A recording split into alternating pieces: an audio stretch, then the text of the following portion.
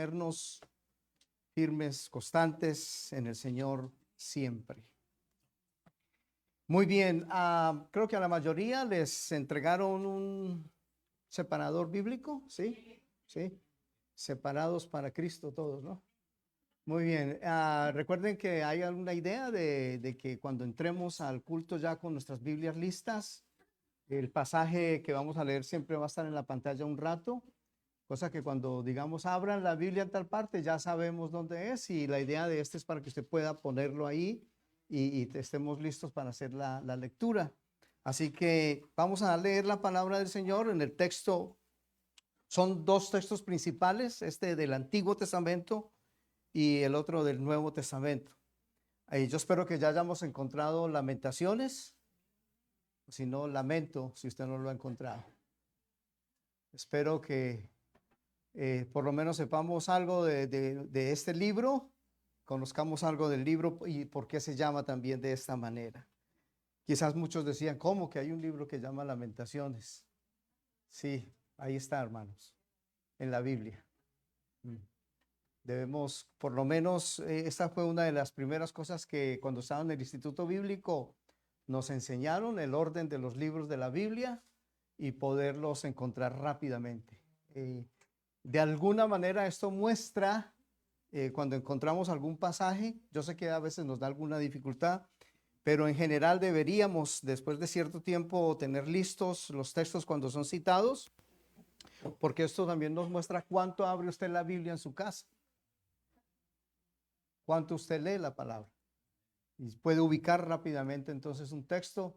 Yo repito, hay algunos que son más difíciles por la falta de uso, pero en general, hermanos, deberíamos estar muy acertados, a menos que usted sea un nuevo creyente. ¿Dónde están Lamentaciones? Después de Salmos, después de Isaías, después de Jeremías. Después de Jeremías está el libro de Lamentaciones entre Jeremías y Ezequiel. Son solamente 5 capítulos, el libro de Lamentaciones, y está después de Jeremías porque es un libro escrito por Jeremías. Y recordemos rápidamente, valga el caso, el título Lamentaciones, a Jeremías, el autor de este libro, se le llamó el profeta llorón. Yo no sé si alguien se identifica con eso. Sí, el profeta llorón le decían a Jeremías.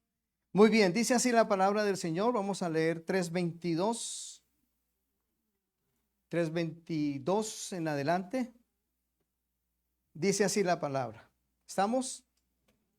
Por la misericordia del Señor no hemos sido consumidos, porque nunca decayeron sus misericordias. Nuevas son cada mañana, grande es tu fidelidad. Mi porción es el Señor, dijo mi alma. Por tanto, en Él esperaré. Bueno es el Señor a los que en Él esperan, al alma que le busca. Bueno es esperar en silencio la salvación del Señor. Bueno le es al hombre llevar el yugo desde su juventud. Oremos, hermanos.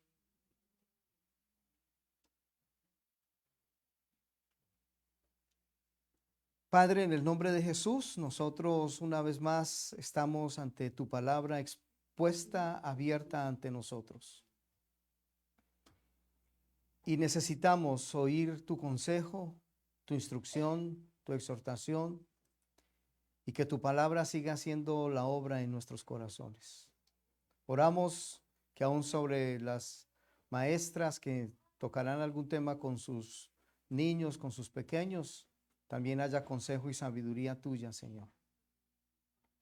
Si alguien está entre nosotros por primera vez, yo te ruego, Espíritu Santo, que también hables a su vida, hables a su alma, y que hoy sea día de salvación para estas personas. Gracias por reunir a tu casa en esta mañana, una vez más en tu casa, en tu templo. Y gracias por la oportunidad que nos das de leerla, de tu palabra, de exponerla. Y pedimos tu ayuda, Señor. Padre, sin ti nada podemos hacer. De lo que hemos leído, de lo que hemos estudiado, de lo que hemos averiguado, rogamos que nos dirijas para ser acertados en tu palabra, en tu consejo, para la gloria tuya. Estamos pues en tus manos y gracias por reunirnos una vez más en tu casa.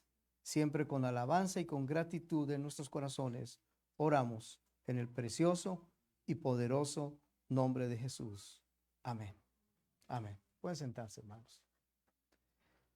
Muy bien, vamos a leer de una vez el otro pasaje, el otro versículo, y casi que rogaría de entrada, si es en todo lo posible, si al final del sermón usted sale y mañana le preguntan de qué hablaron, y usted dice, no me acuerdo mucho de qué predicó allá el pastor, pero sí le voy a pedir que procure memorizar el siguiente versículo que vamos a leer. Si no lo sabe, procure memorizarlo, porque es un texto que le va a ayudar a usted para, de algo que hablaremos más adelante, para en el buen sentido hacer una defensa de la palabra del Señor, una defensa del Señor Jesús. Está en el libro de Hechos, capítulo 4, versículo 12. Repito, si este texto usted no lo sabe, lo debería saber, debería, y de memoria mejor, tanto lo que dice el texto como citar el texto donde está, ambas cosas, tanto lo que dice como la cita bíblica donde está. Hechos de los Apóstoles, capítulo 4, versículo 12. Repito, si mañana le preguntan de qué hablaron allá, usted dice, no me acuerdo, pero si usted dice Hechos 4:12, listo, nos salvamos. Estamos bien. Hechos 4:12 es vital, es importantísimo conocer este texto bien y de él estaremos hablando un poco más adelante. Para los que van llegando, quienes van llegando también, Hechos 4:12 con sus Biblias abiertas allí todos. Dice así la escritura: y en ningún otro hay salvación, porque no hay otro nombre bajo el cielo dado a los hombres en que podamos ser salvos. ¿Les parece si lo leemos todos al mismo tiempo, hermanos? Por favor. A medida que vamos repitiendo, vamos aprendiendo, vamos memorizándolo. Dice así la escritura, Hechos 4:12. A la voz de amén todos. Amén. Y en ningún otro hay salvación, porque no hay otro nombre bajo el cielo dado a los hombres en que podamos ser salvos. Muy bien. La pregunta que haríamos inicialmente es, ¿fuimos salvos de qué? ¿O fuimos salvos para qué? ¿De qué fui salvo? ¿De qué me libraron? La palabra salvación tiene esas implicaciones.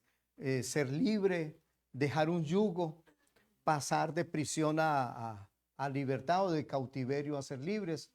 Así que salvación en la escritura tiene varias cosas. Por ejemplo, cuando alguien pasa de ser enfermo a estar sanado, uno dice se salvó, ¿cierto? Que también es otra manera de ilustrarlo. Entonces la salvación tiene varias connotaciones en la escritura. Los niños pueden pasar a sus salones. Los niños, las niñas, ya hay algunos grandecitos y grandecitas que yo creo que hay que irlos dejando acá, más grandes que las profesoras.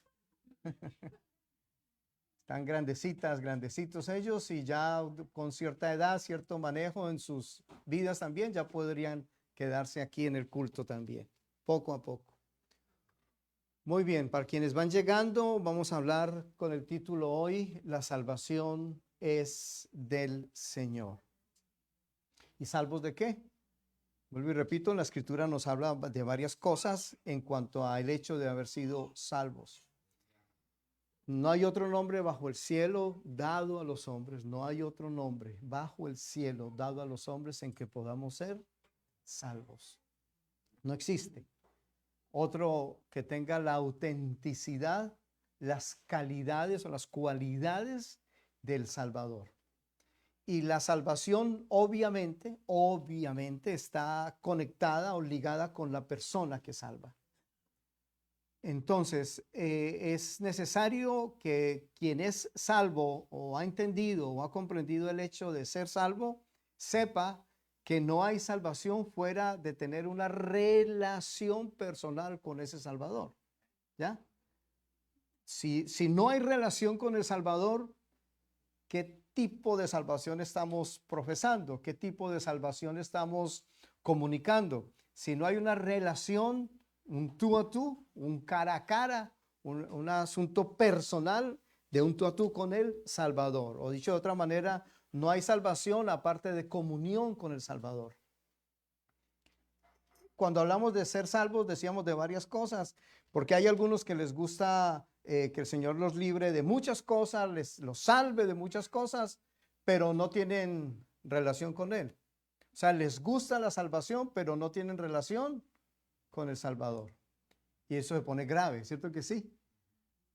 Necesitamos comunión con Él antes que con sus obras, antes que con sus milagros, antes que con sus prodigios en medio de nosotros. La salvación tiene tres momentos verbales: pasado, presente y futuro. Fuimos salvados, pasado, fuimos salvados. Nuestra salvación pasada tiene que ver con algo que se llama la justificación. Cuando usted vino a Cristo, su salvación pasada se llama ¿cómo? Justificación.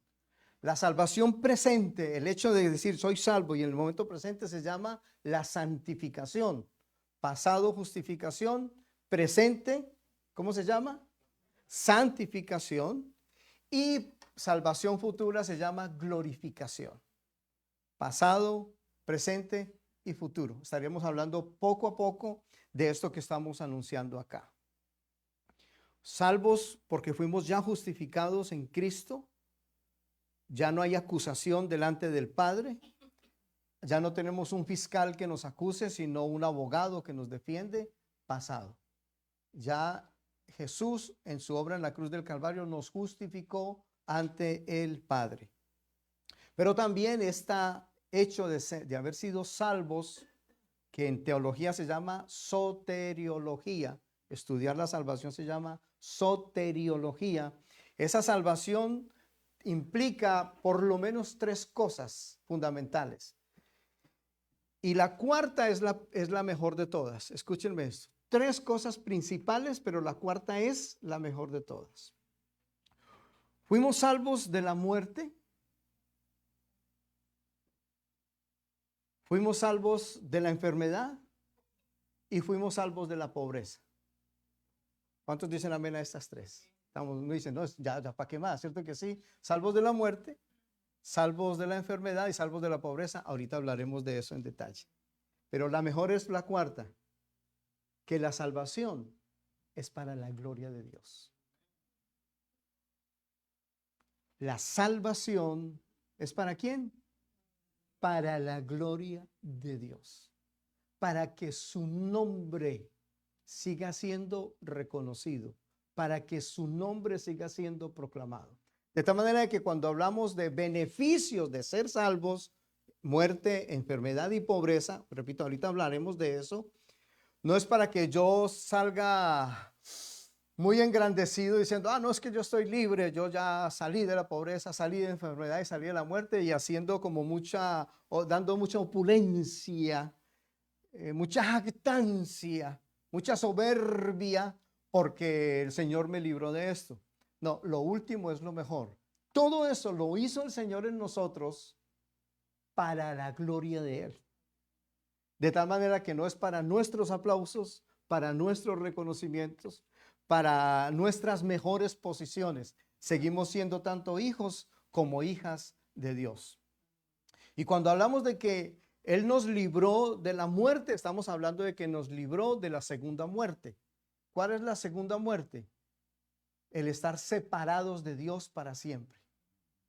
La salvación tiene que ver con haber sido salvados de la muerte. ¿De cuál muerte? De lo que se llama la segunda muerte. ¿Y a qué se llama la segunda muerte? A estar separados de Dios para siempre. ¿Cuál es la primera muerte? La muerte física. Y de esa, todos aquí vamos a morir un día.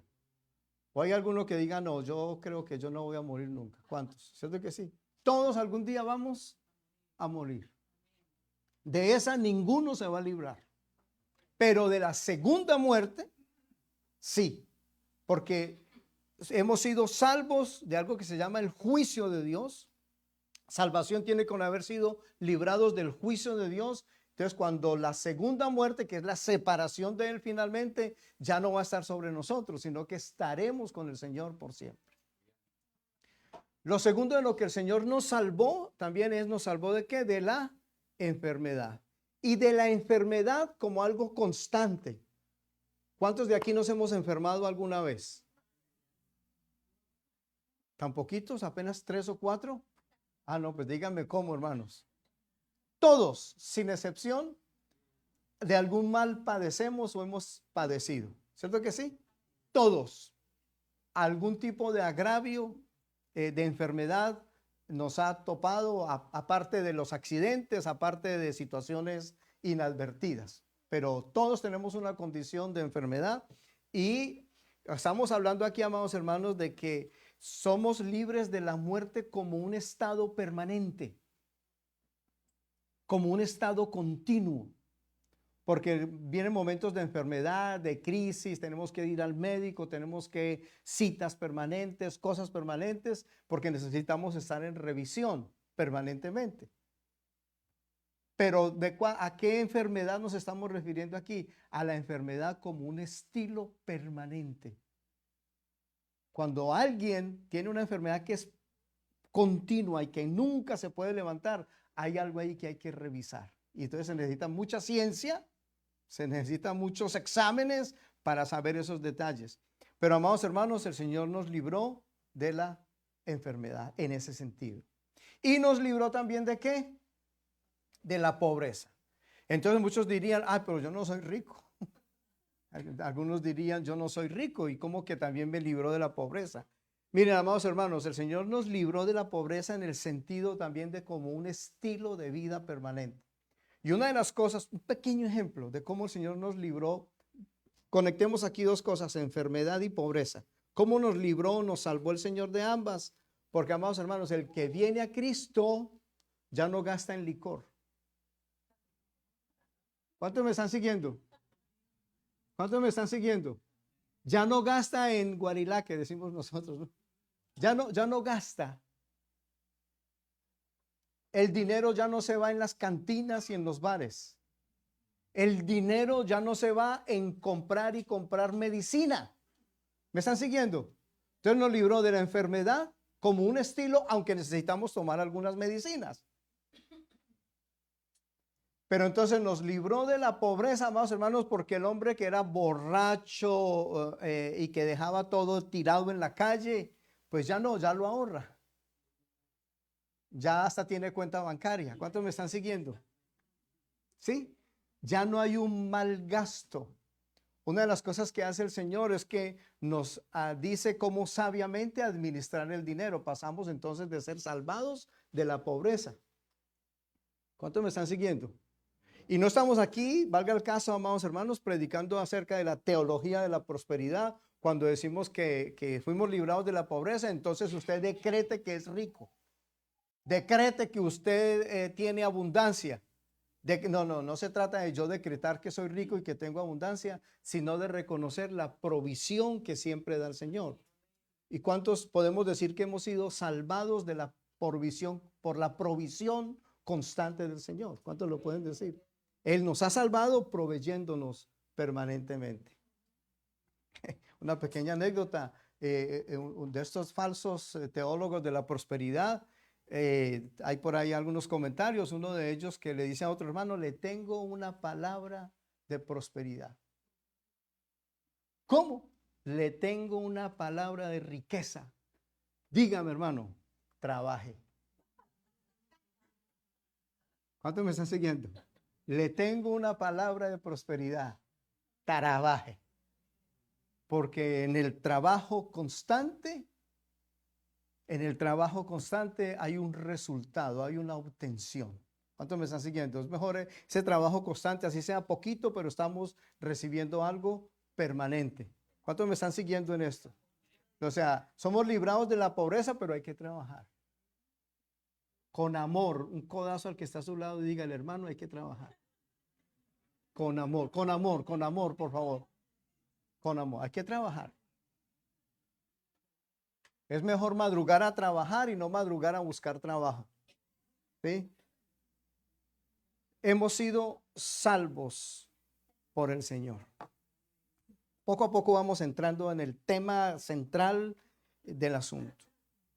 Libro de Lamentaciones, que fue el primer texto que leímos, fue escrito en uno de los momentos más oscuros, más tristes, como el texto, como el libro mismo se llama, en uno de los momentos de mayor o quizás en el momento de mayor lamento del pueblo de Dios expresado a través del profeta Jeremías. Estaban viviendo en extremo cautiverio. Literalmente la muerte, la sangre corría por las calles.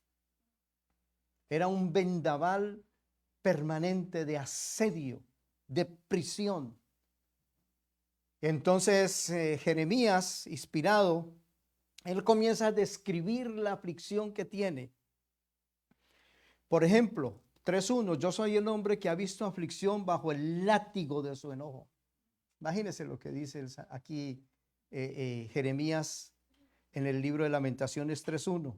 Yo soy el hombre que ha visto aflicción bajo el látigo de su enojo.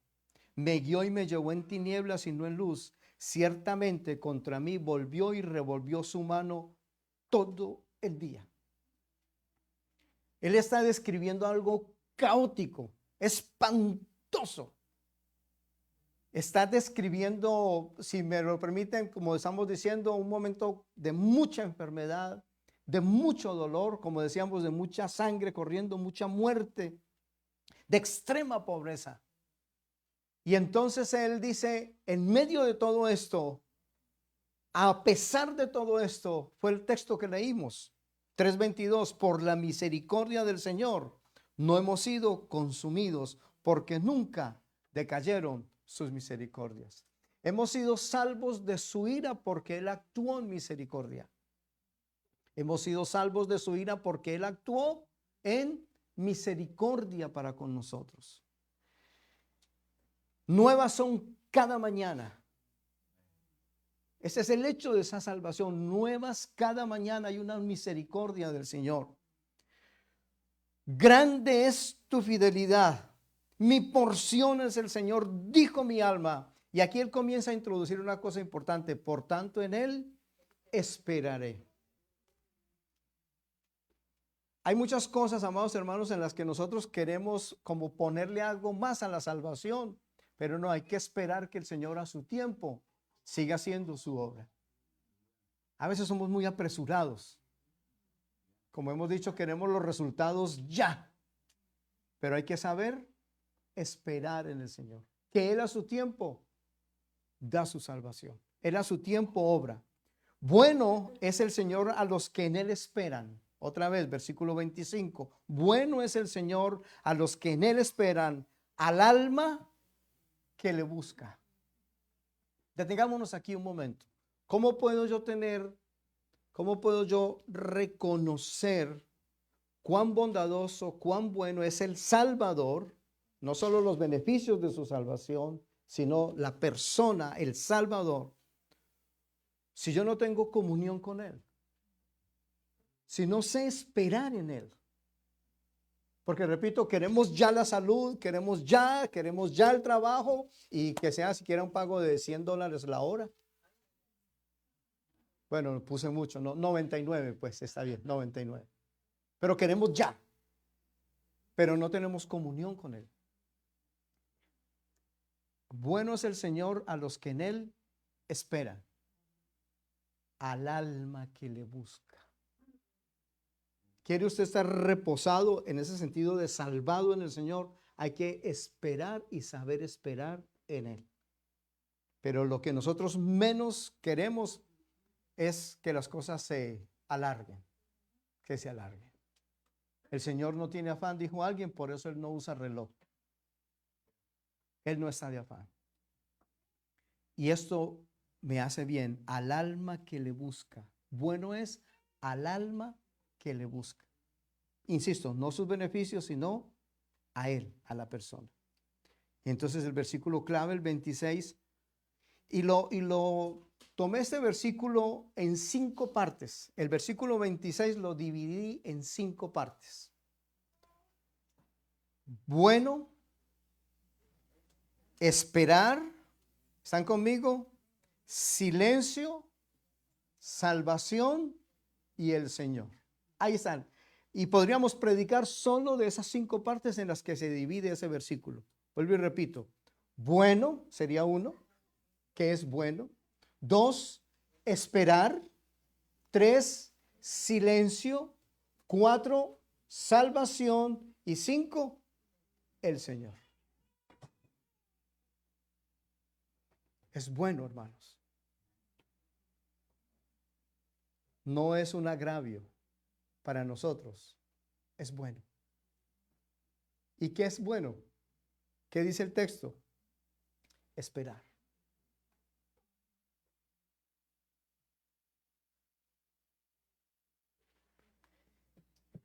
Pero la ciudad en la que estamos no ayuda mucho.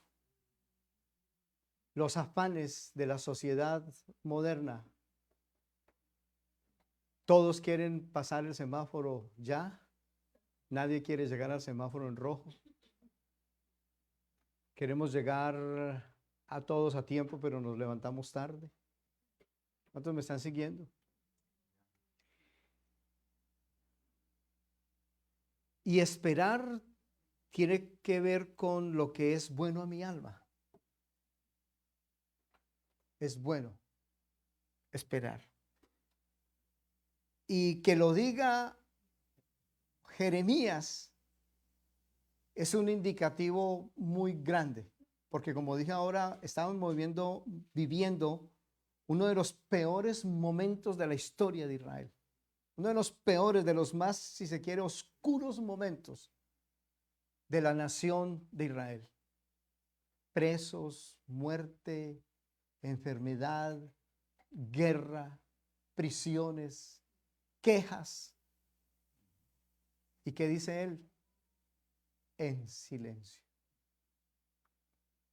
Ante el Señor necesitamos hablar menos y esperar más. Ante el Señor hay un texto, ayúdenme a recordar el pasaje.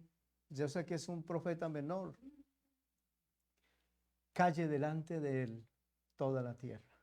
No sé si es Malaquías, ¿alguien me ayuda? Los teólogos y las teólogas.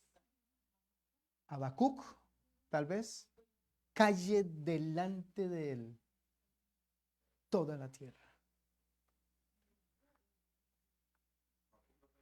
Habacuc 2:20, gracias mi hermano. Habacuc 2:20. Calle delante de él. Porque, amados hermanos, somos muy propensos a hablar. Somos muy propensos a soltar y hablar y a coger el teléfono. Y si nos pasan 24 horas sin que nos hayan llamado, nos preocupamos. Nadie me ha llamado hoy. Yo no he llamado a nadie. Pero ¿para qué espera usted una llamada? Para que le informen de qué.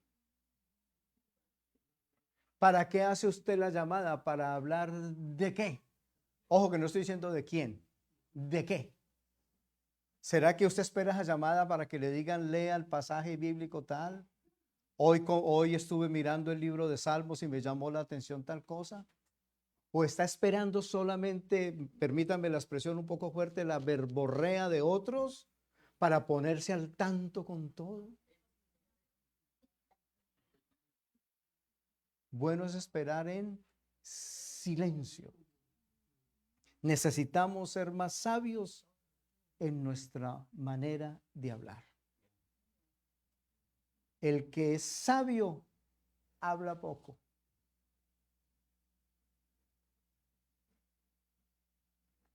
O sea que yo no sé a cuántos irán a llamar mañana. Hermanos, es necesario hacer silencio ante el Señor, guardar nuestro propio corazón. Entonces es bueno esperar en silencio. ¿Qué? La salvación. Es decir, la forma como Dios va a obrar. Yo supongo que estoy hablando hoy acá a la congregación, creo que la mayoría podemos decir que ya somos salvos. ¿Cuántos de aquí podemos decir que somos salvos por la gracia del Señor? Quizás alguno todavía no conoce al Salvador y hoy es el momento de que usted venga a los pies de este Salvador, al que le estamos anunciando. No nos anunciamos a nosotros, anunciamos solamente a un Salvador. Pero, amados hermanos, no nos referimos ya en este punto específico a la salvación eterna, a la salvación de la ira de Dios, a la salvación del juicio de Dios, del cual hemos sido salvos por Cristo Jesús, sino hay que de las cosas de la vida, amados hermanos, que necesitamos saber esperar cómo el Señor va a operar, cómo el Señor, en algunos les dice en la escritura en el Antiguo Testamento, dice, siéntense y observen cómo el Señor va a obrar. O sea, simplemente deleítense en ver cómo el Señor va a hacer su salvación. A veces nosotros queremos que el Salvador intervenga siempre como con palo, que intervenga mandando como oraciones imprecatorias, oraciones de venganza. No, pero el Señor obra a su manera la forma de salvarnos. Porque decíamos, amados hermanos, que la salvación tiene como objetivo la gloria de Dios. Lo decíamos ahora, la salvación tiene como objetivo la alabanza para Él. Que Él sea exaltado, que Él sea glorificado. No que nosotros seamos reconocidos o engrandecidos. Bueno es esperar en silencio la salvación del Señor. Quizás este sea el segundo texto que quisiera que usted memorizara. ¿El primero cuál es? Hechos 4:12. ¿A cuántos me pueden ahorita recordarlo? A ver. Y en ninguna salvación, porque no hay otro nombre bajo el cielo dado a los hombres en que podamos ser salvos. ¿Sí es lo fácil, hermanos? Esto es como 1 más 1. ¿Sí? Fácil. Que podamos memorizarlo. Este segundo texto sería bueno que usted también lo pudiera tener. Lamentaciones 3:26.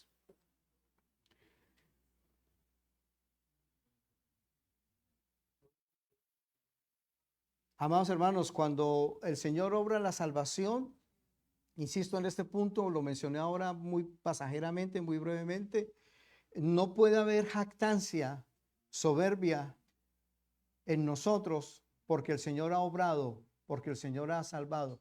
Permítame contar esto aquí como, dar un pequeño relato. Mire, hay muchos hermanos y hermanas, no están hoy aquí, que cuentan el testimonio para exhibirse. Cuentan un testimonio para mostrar que son grandes y que Dios a ellos o a ellas sí las oye. Y que el Señor sí respondió mi oración. ¿Eso se llama qué? Jactancia soberbia. Cualquier milagro que el Señor haya obrado en nosotros es para la gloria de Él. ¿Cuántos dicen amén? Es para su alabanza. Es para su honra, no para nosotros. Y ahorita nos vamos a detener en Hechos capítulo 4. Cuando reconocemos que hemos sido salvos, escúchenme esto, no condenamos a otros. Porque admitimos que la salvación obró misericordia en nosotros. Entonces, al reconocer la salvación, no condenamos a otros. Valga el caso, y lo escribí aquí, el que es salvo no anda echando a otros en el infierno. Porque sabe que fue por misericordia que fue librado, que fue salvado. ¿Cuántos podemos decir amén?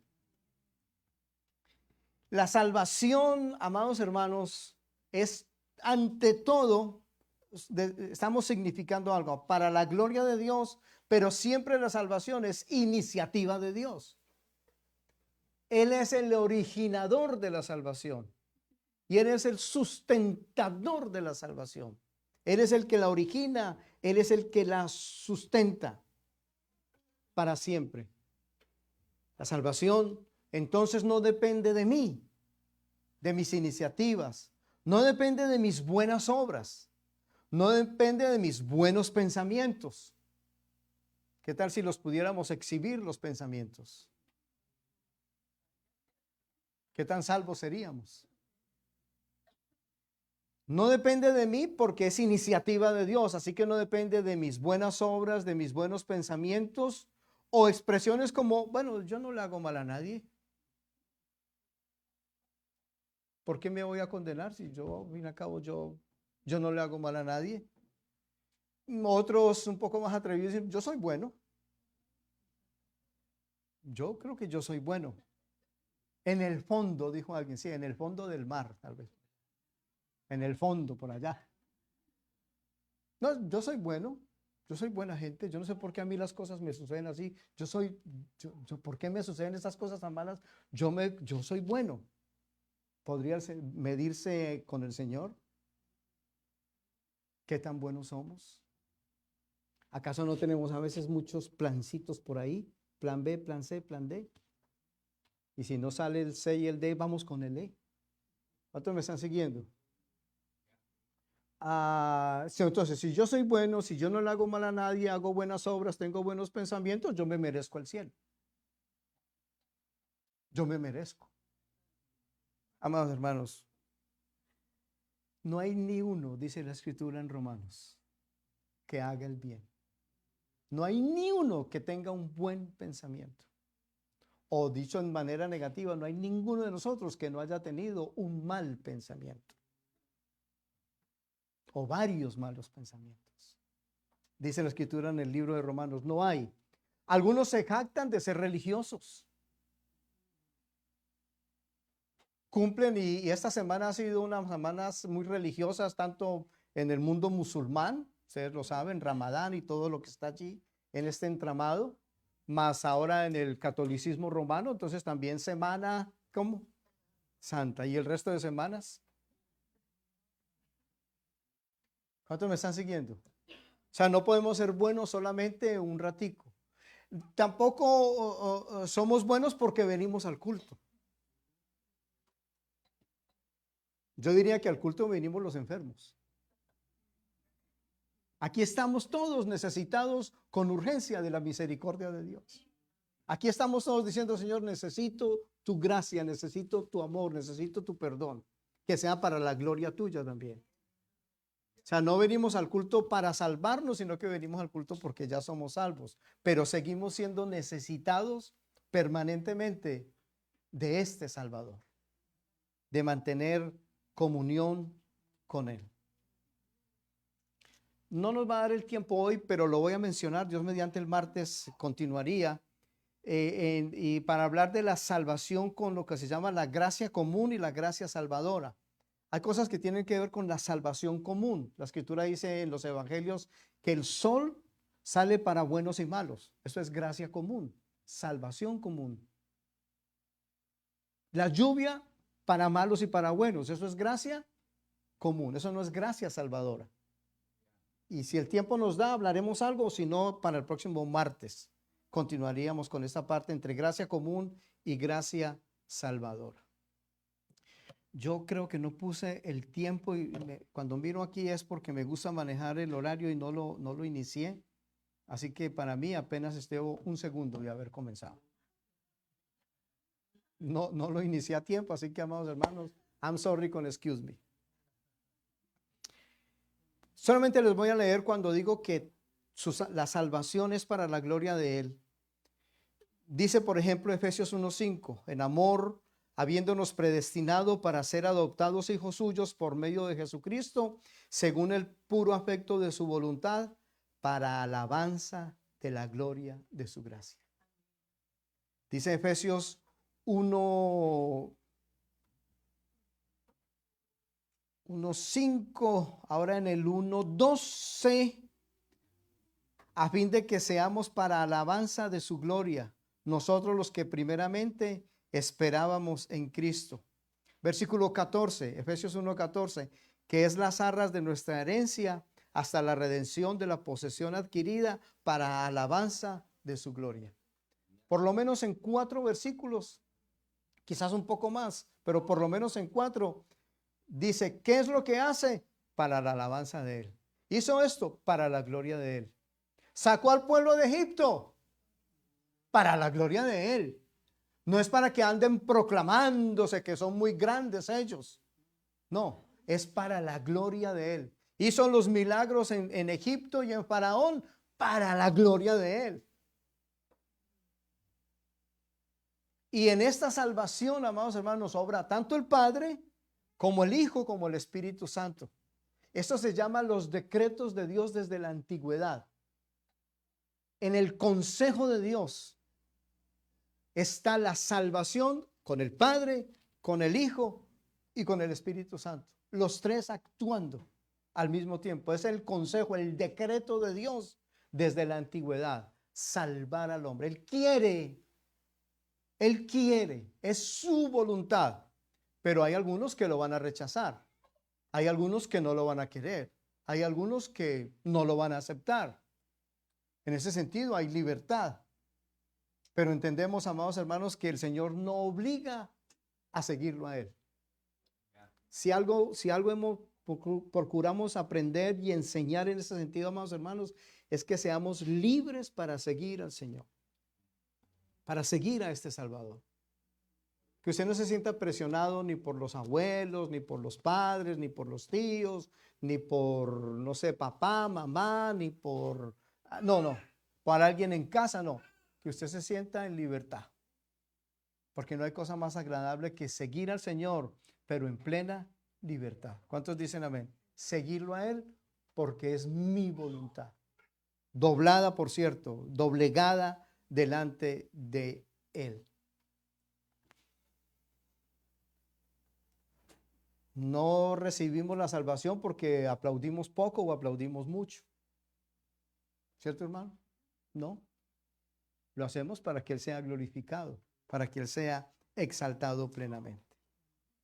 Ahora sí, vamos a comenzar a predicar de Hechos capítulo 4.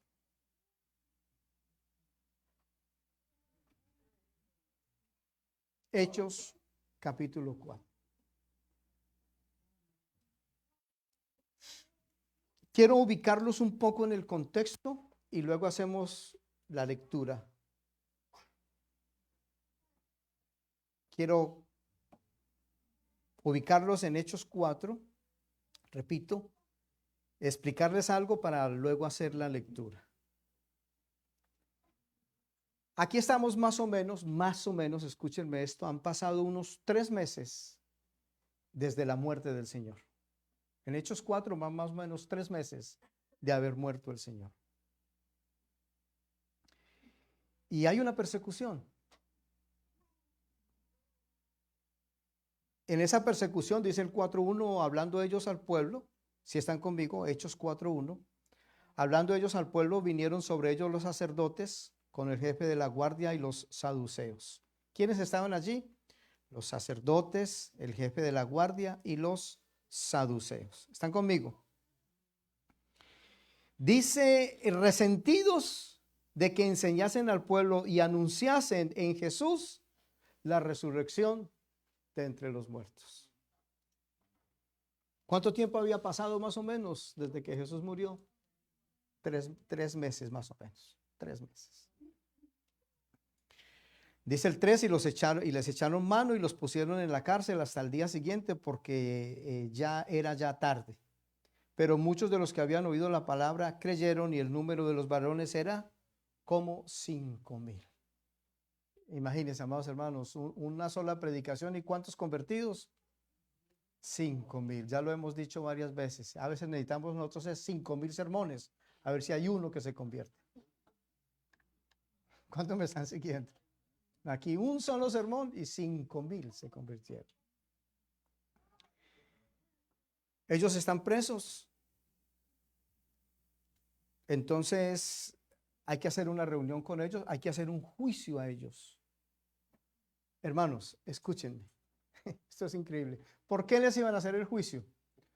Porque ellos están anunciando 2 cosas. Una, que hay un milagro, se hizo un milagro, sobre un milagro en un hombre.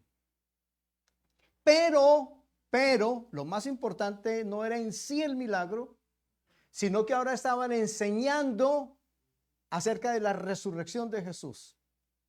Aquí es muy importante que, hermanos, les voy a pedir la mayor concentración en este punto. Es un milagro para enseñar una doctrina. O digámoslo de otra manera, un milagro para enseñar teología. ¿Cuál es el milagro? Alguien que fue sanado. ¿Y cuál es la doctrina? Que hay resurrección, que Jesús ha resucitado. hay teología. O sea, el milagro no era para exhibir al hombre, sino para mostrar el señorío de Jesús.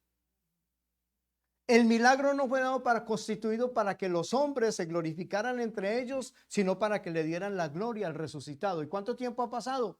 3 meses más o menos.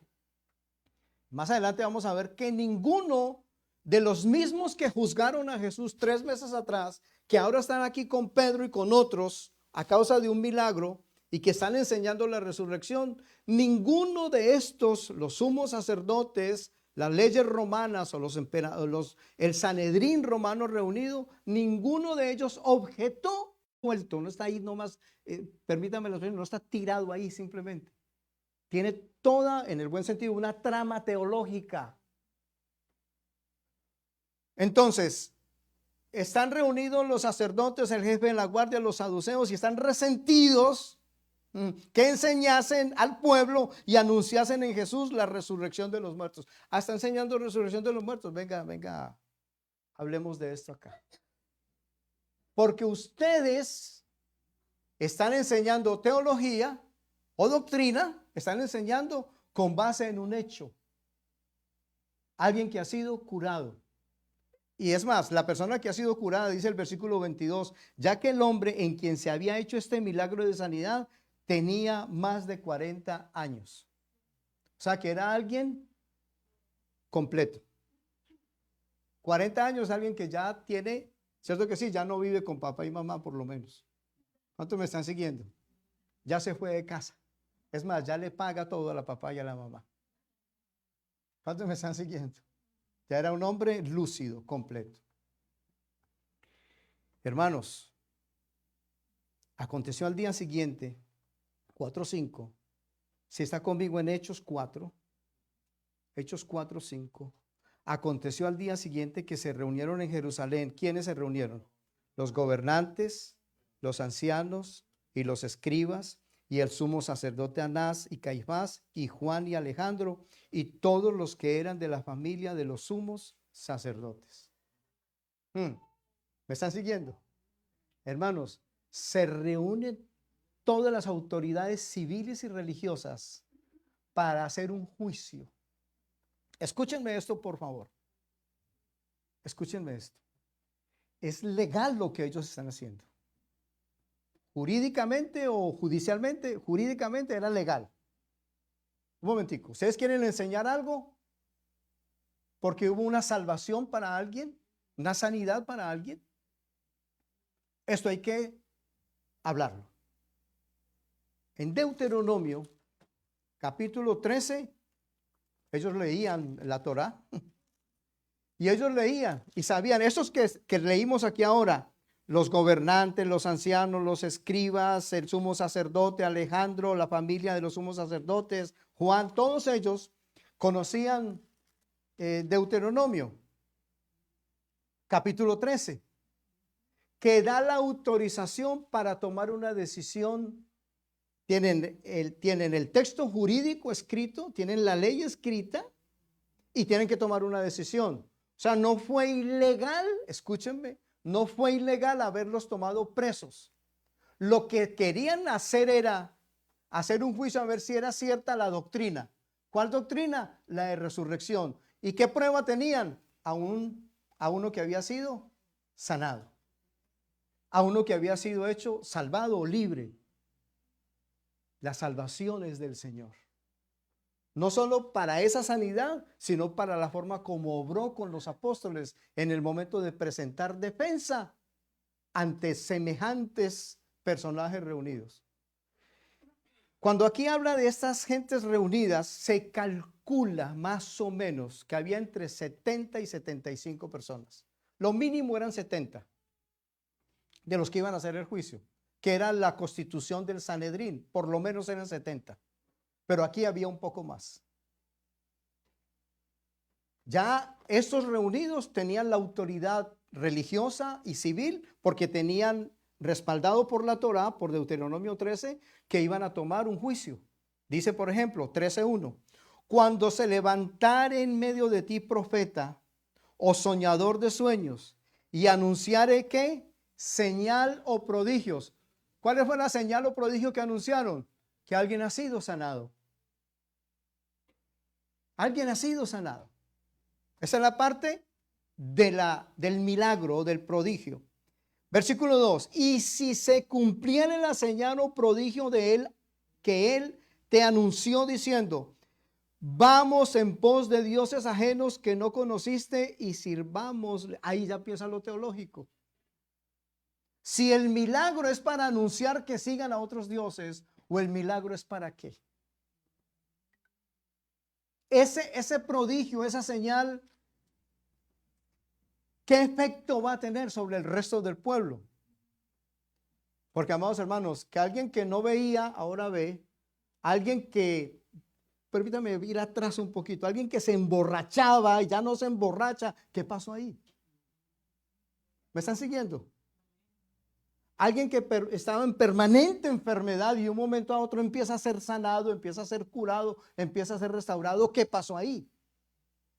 Entonces, sea una señal, pero dice el versículo, y si se cumpliera la señal que él anunció, diciendo, vamos en pos de dioses ajenos, o sea, ahorita teología, doctrina, sigamos a otros dioses. Entonces, en el contexto no lo vamos a leer todo. El Señor dice, si esa señal es para apartarte de Dios, no es una señal que Dios envió. Si ese milagro no te lleva al Señor, revisa el milagro. Porque hay gente que no están aquí. ¿Dónde es que están? Están por allá, por otro lado. No están aquí. Quieren el milagro, quieren el prodigio, quieren la señal, pero no quieren al Salvador. No quieren al resucitado. No tienen comunión con Él, con el Salvador. Es más importante el Salvador que su milagro. La salvación es del Señor. Es iniciativa de Él y es para la gloria de Él. ¿Me están siguiendo?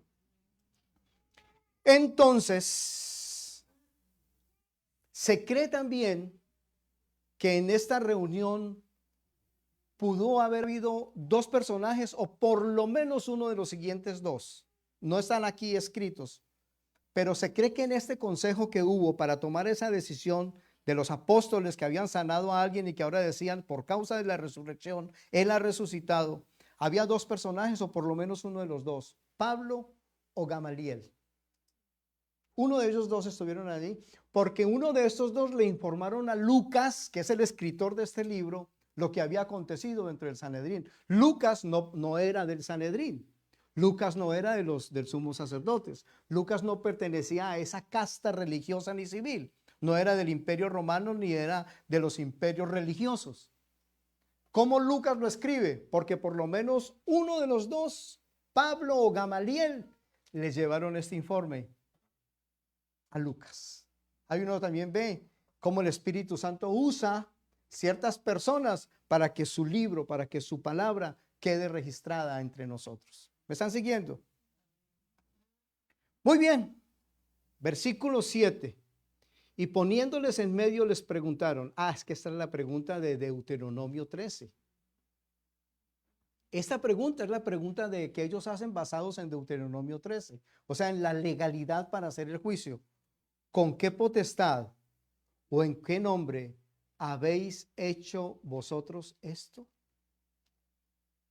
O sea, no tienen ni poder religioso, ni tienen poder civil, y aquí estamos nosotros, no les dimos carta de esto. ¿Y qué nombre usaron? ¿Qué nombre usaron? Yo creo que todos de alguna manera hemos ido donde otra persona que nos han dicho, vaya a tal oficina y pregunte por. ¿Cierto que sí? Y usted cuando llega dice así, y vengo en nombre de. Cuando escucha a la otra persona que viene en nombre de, la reacción de allá es la que es importante. Porque si viene en nombre de un pelele, lo van a despachar a los dos. Al que envió y al enviado. Pero si viene en nombre de alguien grande, de alguien reconocido, ¿qué le va a decir el que lo va a recibir? Siéntese, bien pueda, entre, ¿quiere cafecito? Aquí lo atendemos. ¿Por qué? Porque viene en nombre. Bueno, estos apóstoles van a responder a la pregunta, según, repito, lo que está descrito en Deuteronomio 13, lo van a responder. ¿En qué potestad o con qué nombre lo han hecho? Entonces, versículo 8, Pedro, lleno del Espíritu Santo, les dijo. Cuando aquí habla de lleno del Espíritu Santo, Pedro no comenzó a hablar en lenguas ni se cayó al piso. ¿Cuántos me están siguiendo? Ni empezó a saltar. No, no, no. Aquí otra forma de traducir es Pedro inspirado por el Espíritu Santo. Dice el versículo 8, les dijo, gobernantes del pueblo y ancianos de Israel. Note el respeto. Aunque había injusticia, porque por un milagro se estaba enseñando teología, con todo eso Pedro no fue irrespetuoso con las autoridades. Se dirigió a ellos como corresponde. Gobernantes del pueblo y ancianos de Israel, puesto que hoy se nos interroga acerca del beneficio hecho a un hombre enfermo, de qué manera éste haya sido sanado. Y aquí es donde comienza la teología. El milagro se vuelve teológico ahora. Sea notorio a todos vosotros y a todo el pueblo de Israel que en el ¿qué? Nombre de Jesucristo de Nazaret. O sea, no solamente les da el nombre, sino les dice el lugar de procedencia. O sea, no es por ahí un milagrero, no es por ahí un cualquiera. Y aquí les comienza a introducir 3 meses después lo que lo habían hecho al Señor. Lo habían llevado a la cruz. Le habían hecho un juicio injusto. Les dice, es en el nombre de Jesucristo de Nazaret, a quien vosotros crucificasteis y a quien Dios resucitó de los muertos. Por él, este hombre está en vuestra presencia sano. Qué evidencia, ¿no? ¿Y cuántos años tenía el personaje? 40. Está ahora ya el hombre ya no camina descobalado, ¿no? Ya no camina con un pie sí, con un pie no, camina recto. Póngase derecho, póngase ortopédico, derecho, camine. Ya está el hombre ahí listo. Versículo 11. Y entonces Pedro, amados hermanos, escúchenme por favor esto. Pedro comienza a dar el testimonio de Jesús y no tanto de él. Es que repito algo que dije ahora, hay gente que le gusta dar el testimonio para la gloria de él. Es que el Señor me hizo este milagro. ¿Y de qué te sirvió el milagro? ¿Te ha traído a los pies del Señor? ¿Te ha traído rendido ante Él, ante su misericordia? ¿O sigue esperando el milagro? ¿Cuántos me están siguiendo? ¿Qué queremos? ¿Los milagros o al Salvador? Versículo 11. Este Jesús vuelve otra vez a darle la gloria a quien corresponde. A Jesús. Este Jesús es la piedra reprobada por vosotros los edificadores. Los que tenían que reconstruir la nación de Israel no lo estaban haciendo. La cual ha venido a ser cabeza del ángulo. Y en ningún otro hay salvación, porque no hay otro nombre bajo el cielo dado a los hombres en que podamos ser salvos. Entonces, viendo el denuedo de Pedro y de Juan, sabiendo que eran hombres sin letras y del vulgo, se maravillaban y les reconocían. Ay, hermanos, ¿qué reconocían? Que habían estado con el que ellos habían crucificado 3 meses atrás. Y que ahora está resucitado. Él es el Salvador. Él es el Salvador. La salvación es del Señor. Repito, amados hermanos, es interesante cuando dice que Pedro y Juan, sabiendo que eran hombres sin letras y letrados y del vulgo, no habla de ignorancia general, sino que no habían estudiado teología como tal. ¿Cuál era su teología? Los milagros para probar la obra del Señor. El Señor muestra su grandeza, su salvación por medio de hechos entre nosotros, pero la gloria va a ser siempre para Él. Eran hombres sin letras, no habían estado inicialmente en ningún instituto bíblico, habían estado, ¿qué era lo que sí sabían? Habían estado con Jesús.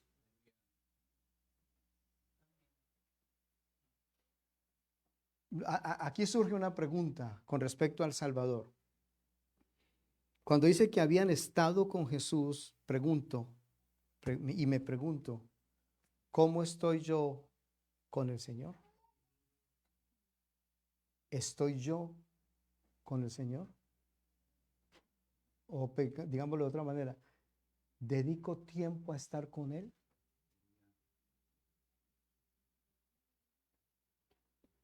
¿O solamente el domingo en la mañana? Yo aquí solamente miro al pastor para preguntar esto. ¿O solamente cuando me acuerdo? Lo reconocían, habían estado. ¿Por qué reconocían? Porque en el momento de la cruz, allí estaban también ellos. O sea, en los momentos difíciles del Salvador, allí estaban sus seguidores. En los momentos tormentosos que vivió el Señor, algunos estaban allí. La habían reconocido. Estos estuvieron con Jesús. Por eso es que en ese nombre, solo hay salvación. Y les dicen, no ustedes los gobernantes, no ustedes los líderes religiosos, porque ustedes eran los edificadores, ustedes eran los que tenían que haber construido sobre el pueblo y enseñar al Salvador, pero no, ustedes lo desecharon, ustedes lo abandonaron. Pura teología, o teología pura, crasa, completa. Y verso 14, y viendo al hombre que había sido sanado, que estaba en pie con ellos, no podían decir nada en contra. Eso es, dejaron al juez callado. Y un juez, cuando tiene evidencia, ¿qué tiene que decir? Emitir un juicio. No hay nada que decir. Ahí está el sanado, ahí está el que sana. En la presencia del Espíritu Santo, en la obra a través del Espíritu Santo ahora, dando también la gloria al Rey de Reyes y al Señor de Señores. Versículo 15, entonces les ordenaron que saliesen del concilio y conferenciaban entre sí. Es como si les dijeran, ¿sabe qué? Pedro y ustedes, váyanse un ratico que nosotros vamos aquí a tomar decisiones. Aquí es donde se deduce que a Lucas, al no estar presente, porque él no formaba parte del Sanedrín, o Gamaliel o Pablo le dieron este informe a Lucas, por eso él lo escribe. Porque los hacen salir del concilio y dice el 17, y les dijeron, ¿qué haremos con estos hombres? Es como si dijeran, estos hombres también conocen Deuteronomio 13. ¿Me están siguiendo? Estos hombres saben teología. Estos hombres saben quién es el Salvador. Lo tienen presente. Las salvaciones del Señor. Estamos, mudos. Yo me imagino a ellos cruzados de brazos y levantando cejas. ¿Qué hacemos? No hay nada que hacer. Bueno, vamos a presionarlos. Versículo 16. Diciendo, conferenciaban entre sí diciendo, ¿qué haremos con estos hombres? Porque de cierto, señal manifiesta ha sido hecha por ellos, notoria a todos los que moran en Jerusalén, y no lo podemos negar. ¿Qué no pueden negar? Lo que Pedro acaba de predicar, que en el nombre de Jesucristo de Nazaret fue hecho ese milagro, porque Él ha resucitado, porque Él es el Salvador. No hay en ningún otro hay salvación, no en ustedes, que eran los edificadores, pero como no quisieron, Él levantó a uno para siempre, a un Salvador eterno. No lo podemos negar. Sin embargo, yo me imagino que eran rascándose la cabeza ahora. Sin embargo, o a pesar de todo esto, versículo 17, para que no se divulgue más entre el pueblo amenacémosles para que no hablen de aquí en adelante a hombre alguno de este nombre. Mandar a silenciarlos.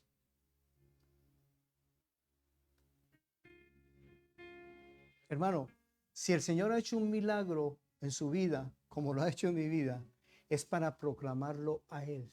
No deje de hablar de Él, de la grandeza, del poder, del Salvador que tenemos.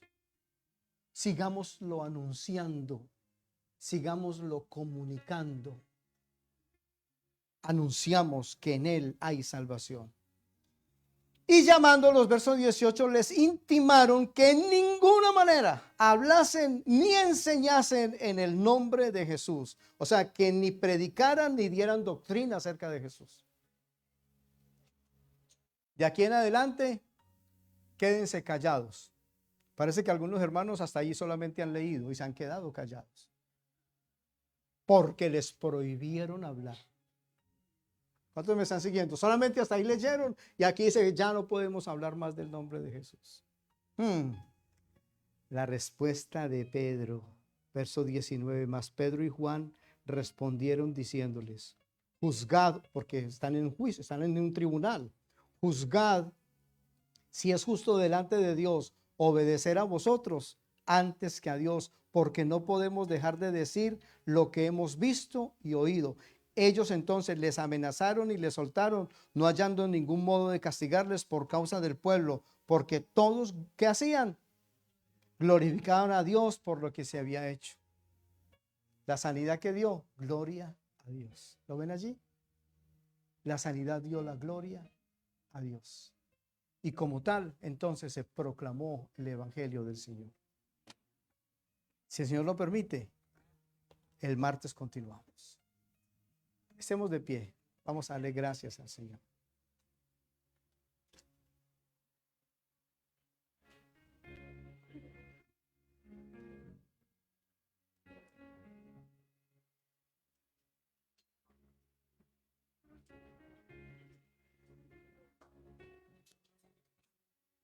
Hermano, hermana, sin afán, sin prisa, sin distracción, permitamos un momento que la palabra de Él obre, sea aplicada por el Espíritu Santo en nosotros.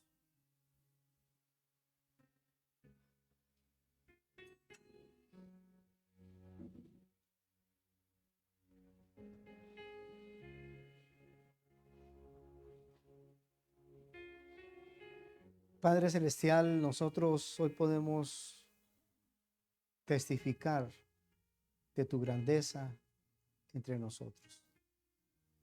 Hoy nosotros podemos alegremente decir que Jesús es el Señor, que Él es el nombre que nos fue dado para salvarnos. Porque tú, Padre, no reconoces y no has dado a otro que a Él. Y nosotros, Señor, también reconocemos que a pesar a veces de milagros, de prodigios, de señales, de que hemos visto tu bondad y tu misericordia, nos apartamos y no tenemos comunión contigo. Hoy reconocemos esta negligencia de parte nuestra. Hoy reconocemos, Señor, esta torpeza en no buscarte.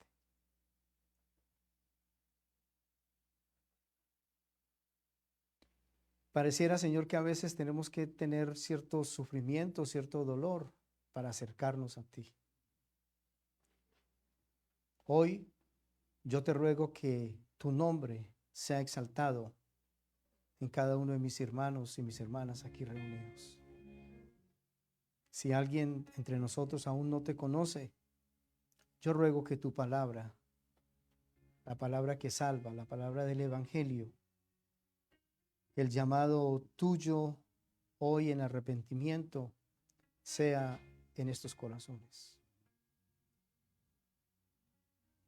Hoy todos decidimos entonces volver a ti, al Salvador, y al que da la salvación verdadera.